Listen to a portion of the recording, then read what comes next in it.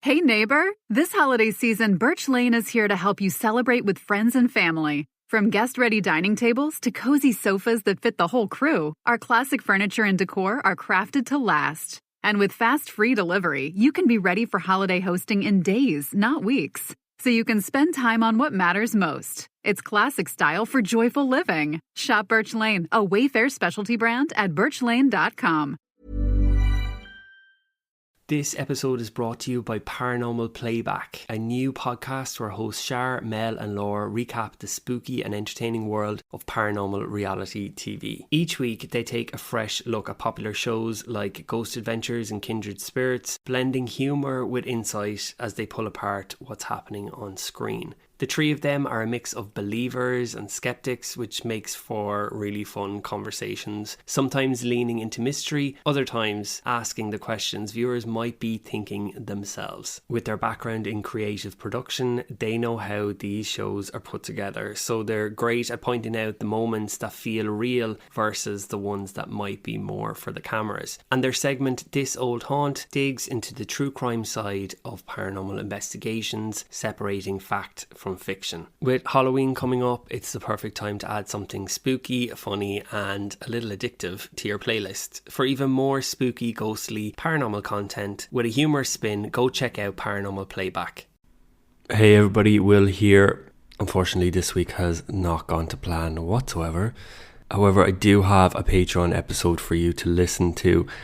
And for you Patreon subscribers, I do have another episode coming out this Saturday. As always, thank you so much for listening and apologies about this, but everything will be back to normal next Wednesday.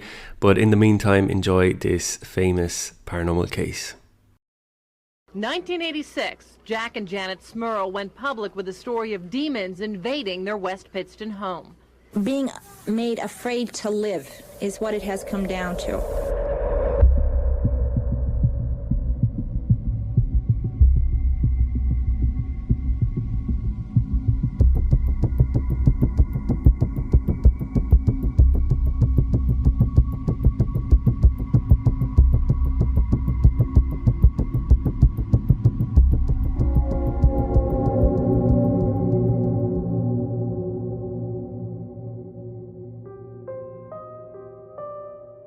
Some houses hold secrets.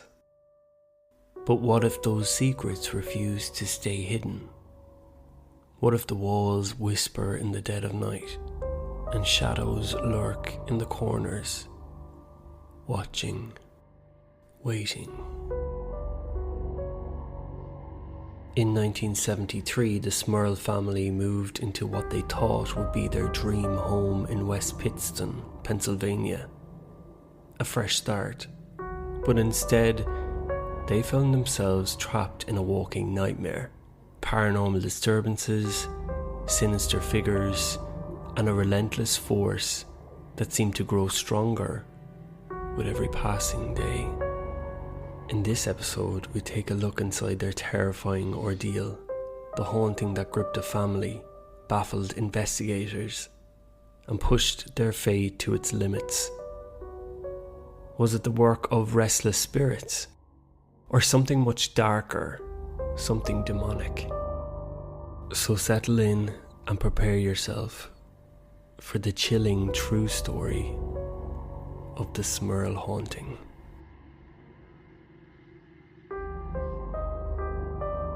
In 1973, Jack and Janet Smurl purchased a modest two-story duplex in the quiet town of West Pittston, Pennsylvania. The Smurls, a devout Catholic couple, were eager to settle into their new home with their 4 daughters, Dawn, Heather, and twins Shannon and Karen. The duplex was split between 2 generations of the Smurl family. Jack's parents, John and Mary, resided on one side, while Jack and Janet, along with their children, occupied the other. For the Smurls, it was an ideal arrangement, providing close familial support and a sense of stability. The house itself had seen better days.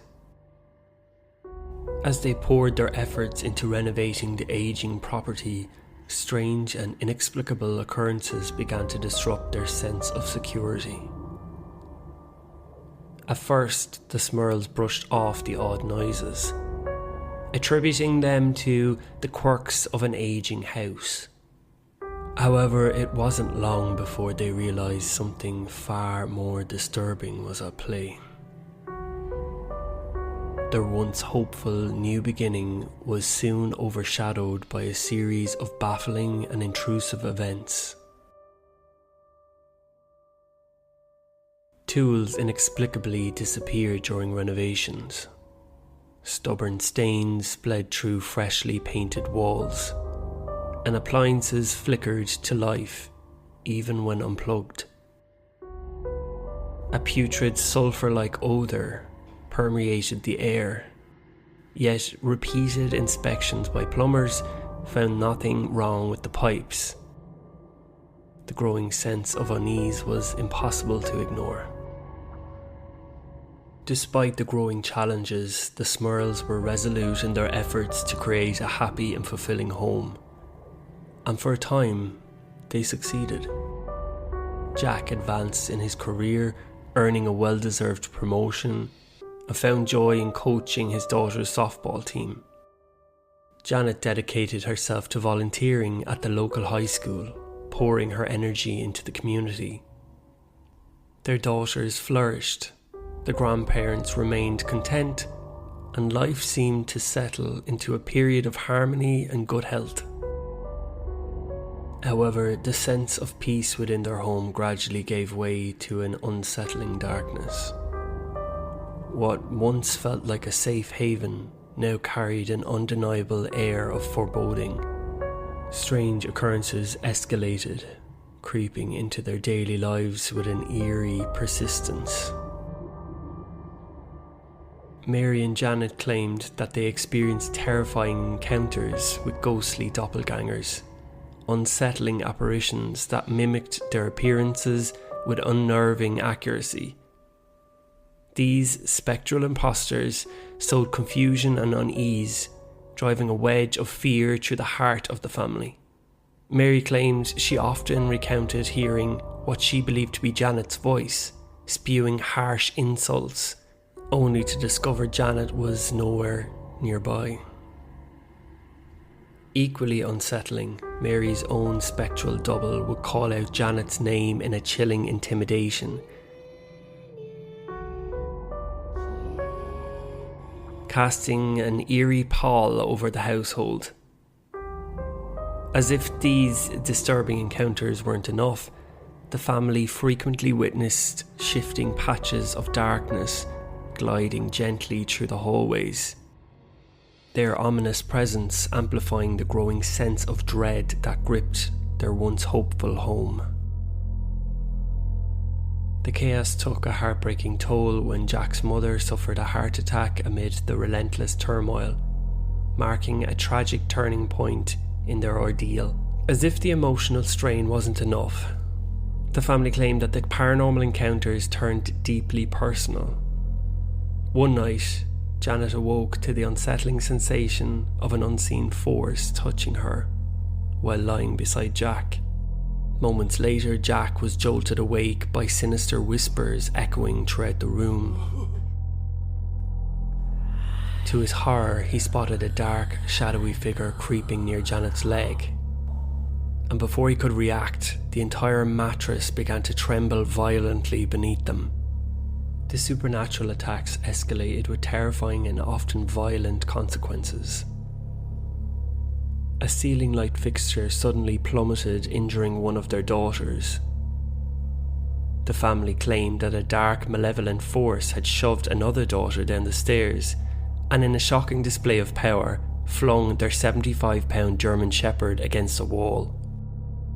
Janet also claimed that on one occasion she was lifted completely off the ground by an invisible force and hurled violently across the room. As night fell, their torment deepened. The house echoed with bizarre and unnerving sounds, on occasion grunting pigs and shrill unearthly screams that pierced the silence left the family completely on edge.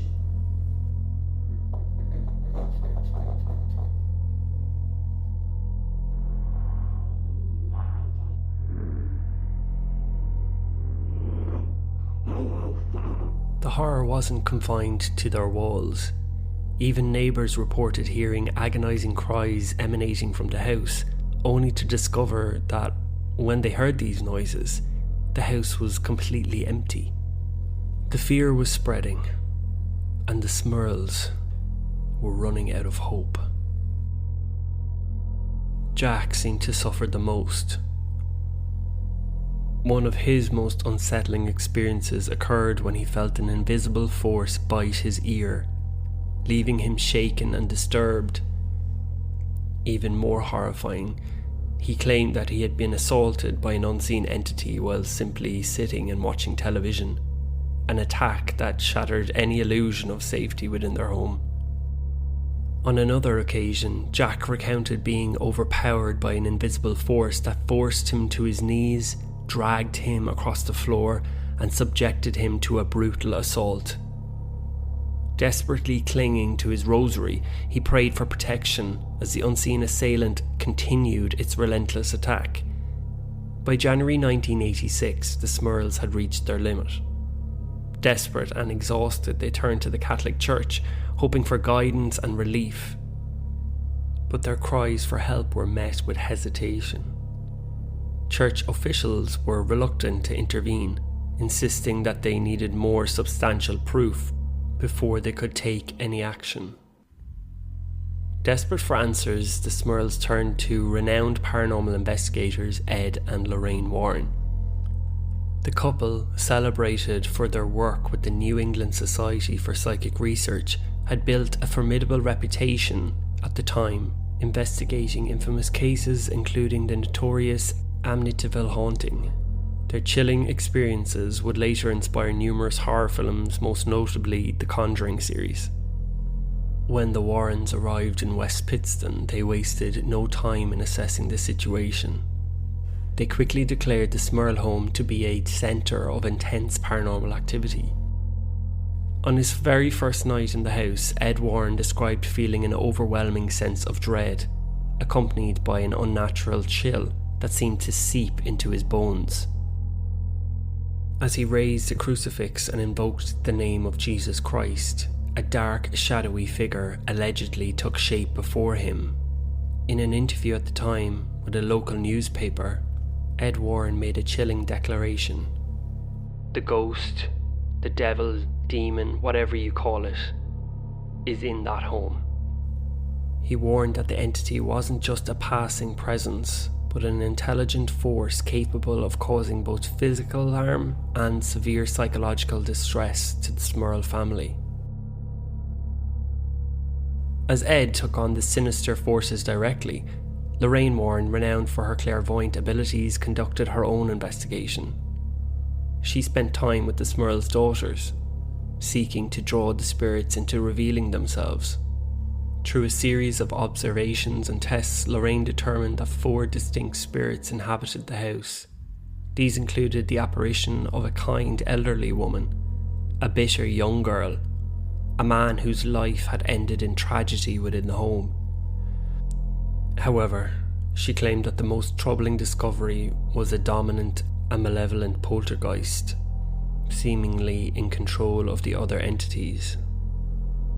The Warrens concluded that the true source of the family's suffering was a powerful demonic force, using the other spirits as pawns to sow chaos and division. Ed believed this dark presence had been growing stronger over time, feeding on the family's fear and exhaustion, relentlessly wearing down their resolve and health. The Warrens also claimed that they had gathered compelling audio evidence that captured the unsettling activity plaguing the family. They also claimed they witnessed objects in a bedroom inexplicably move across the dresser and crash to the floor with no apparent cause. Each time they invoked the name of Jesus Christ, demanding the spirits to depart, their efforts were met with an unwavering resistance, reinforcing the sinister nature of the presence. Initially, church officials in Scranton were doubtful of the Smurls' claims and hesitant to attribute their experiences to supernatural forces. However, as the family's distress became more widely known, the church took a more serious interest in their plight. Reverend Gerald Mullally, Chancellor of the Diocese of Scranton, expressed concern for the family but remained cautious in making any definitive judgments. Seeking further insight, he consulted Alphonsus Trabold, a theology professor in New York. Trabold offered his expertise but never personally visited the Smurl residence. Local priests made several attempts to bless the home and offered prayers in an effort to alleviate the disturbances. Yet none reported experiencing anything out of the ordinary. One priest, determined to witness the events firsthand, stayed in the house for 2 nights.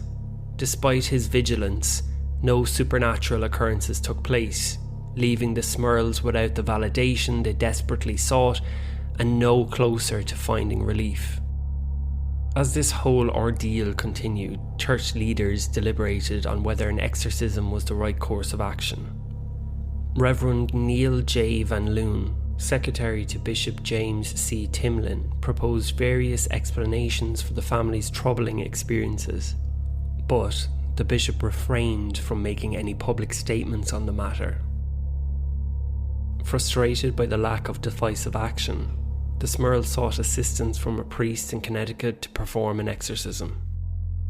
Despite their hopes, the ritual failed to dispel the forces that haunted their home. Janet believed that the spirits were evading such attempts, shifting between the duplex's units, and even following the family beyond the house, including on camping trips. Despite their spiritual efforts yielding no relief, the Smurls made the difficult decision to go public with their story. They hoped that sharing their experiences somebody might offer a solution. Their account quickly captured the media's attention, and soon their quiet neighbourhood was overrun by curious onlookers and reporters. Crowds gathered outside their home, driven by curiosity and concern. The media frenzy escalated, with major outlets such as CNN, CBS, and the New York Post covering the story. Local news stations from New York and Philadelphia also joined in. Before long, the Smurls had found themselves at the centre of a national sensation. While many sympathised with their struggle, others remained sceptical. Critics, including local journalists and paranormal experts, questioned their claims. Paul Kurtz, chairman of the Committee for the Scientific Investigation of Claims of the Paranormal and a professor at the time at SUNY, challenged the Warrens' credibility. In an effort to debunk the haunting, mentalist George the Amazing Kurskin demonstrated how psychological factors and suggestibility could explain the reported events. Using staged illusions, he showed how ordinary occurrences could be misinterpreted as paranormal, fueling public doubt. Kurtz and other skeptics suggested that psychological counselling rather than spiritual intervention might be the best course of action for the Smurls, believing their belief in the supernatural was a coping mechanism for life's hardships. Despite the skepticism, the Smurls stood by their story, insisting that over 30 friends, family members and neighbours had witnessed the strange occurrences firsthand. They remained convinced that the assistance they had sought had failed to address the true nature of their suffering. As media attention grew, the situation became increasingly overwhelming. What had initially been a cry for help soon turned into an invasive spectacle. Reporters camped outside their home, constantly calling and seeking interviews. Even their neighbours felt the strain, as the once quiet community had become a circus of media and curiosity seekers. Local resident Bill Watson recalled the chaos, stating, "CNN was on my porch. A German TV crew was in my driveway. There were so many people I could hardly get to my car to go to work." Years later, Karen Smurl, one of the daughters, reflected on the ordeal in an interview with the Pittston Progress. She spoke of the harassment they endured, from relentless visitors knocking on their door to bricks being thrown at their home. She emphasised that the family never profited from their stories, book or film adaptations, and that the media scrutiny was an experience she wouldn't wish on anyone. In 1987, after enduring years of fear, the Smurls decided to leave West Pittston. They packed up their belongings and moved back to Wilkes-Barre. hoping to escape the disturbances and find peace. Interestingly, the new residents of the duplex reported no paranormal activity. Deborah Owens, who moved in early 1988, claimed she experienced nothing unusual, a sentiment echoed by her neighbours. Some speculated that the entity had followed the Smurls to their new home, where their torment persisted until 1989, when a church-sanctioned exorcism finally brought an end to their nightmare. Despite their departure, doubts about the legitimacy of their story persisted. In 1988, journalist Robert Curran collaborated with the Warrens to publish The Haunted, One Family's Nightmare, detailing the Smurls' experiences. While the book aimed to shed light on their ordeal, it faced criticism for its lack of scientific objectivity and perceived bias. Nevertheless, The Haunted served as the basis for a 1991 made-for-TV movie of the same name, starring Sally Kirkland as Janet Smurl. Over time, the film gained a cult following, blending classic haunted house elements with the dramatised retelling of the family's struggles. When Jack Smurl passed away in June 2017, Karen Smurl, reflecting on what happened to them as a family, was quoted as saying, "We had such a hard time and no one to turn to. Hopefully my mother and siblings can now find peace and live the rest of their lives in harmony."